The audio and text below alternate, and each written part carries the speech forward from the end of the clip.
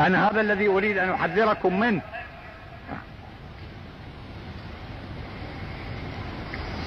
إلا أن المسألة منذ وفاة الشيخ صاحب الجواهر إلى الآن قد انفصلت عن الحوزة وعن المرجعية إلى أن سيطرت عليها وزارة الأوقاف من حوالي 30 سنة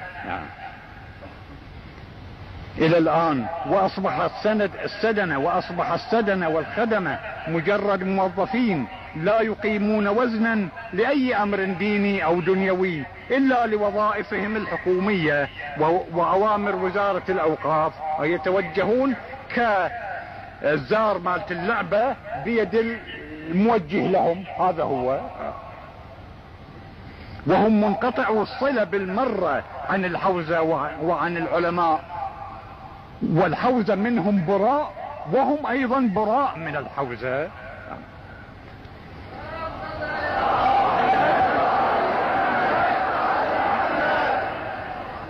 ولو أن الأمر اقتصر على ذلك لكان وجها، وإن كان وجه قابل للمناقشة، لكن إلى الآن مثلا نتنزل بالقبول. إلا أن الأمر زاد على ذلك، حتى أننا لو التفتنا إليهم وتعرفنا على حقائقهم لوجدناهم جميعا إلا من ندر، ربما أقل من 1% منهم خوش آدمي. إلى باب الجواب، أنا لا أريد أن أستغيب الكل، لكن عمومهم ليسوا كذلك. أننا لو تعرفنا على حقائقهم لوجدناهم جميعا إلا من ندر، فسق فجر، شاربوا الخمر وزنات وأهل لواط، ويأكلون المال الحرام، ويخدعون الزوار بمختلف أنواع الخداع لمجرد الحصول على المزيد من المال، ويعملون أمورا لم ترد في الكتاب والسنة إطلاقا، كالدود الذي يوزع يكسب عليه فلوس، إنما هو يشتري من البزاز ويبيع على الزايد، ليس فيه أي شرفية ولا بركة أصلا من إيد النكسة يكون هذا نجس. أعلنها من الآن أمامكم جميعا.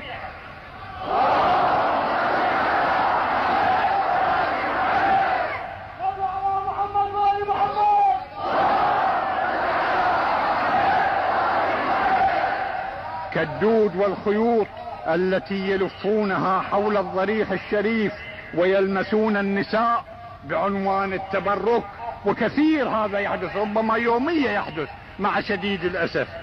وكذلك أغلبهم لا يصلون ولا يصومون ولا يخمسون ولا يزكون. شايف واحد داقق بابك نعطيك خمس حق الإمام؟ أتحدى ذلك منذ مئات السنين وليس الآن. أما الآن تحت الصفر بكثير من الناحية الدينية. ولا يصومون ولا يخمسون ولا يزكون، وكيف شارب الخمر يصلي أو يخمس أو يزكي؟ وهم يسرقون أموال الحرم وما يوقفه الزوار، يسرقونه بكثافة شديدة، وخاصة السدنة والخدمة المهمون.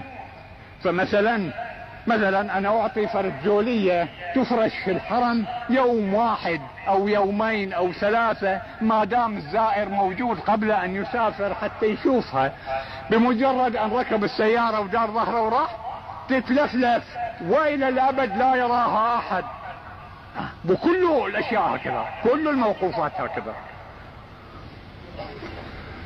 وإذا ذهبت إلى بيوت السدنة وأضرابهم تجد التحف والمعلقات والصور والفرش والذهب، كله من السرقة من المعصومين سلام الله عليهم.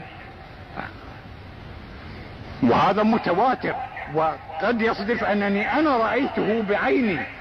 ربما كان في سنين قديمة عند تعزية أو كذا واحد منهم نروح له فنجد ذلك عيانا، وهذا ما يبديه.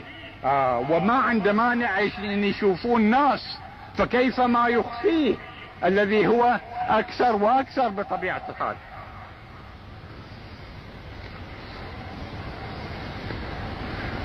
ومن هنا ملكوا البيوت الفارهة والسيارات الثمينة والذهب الكثير.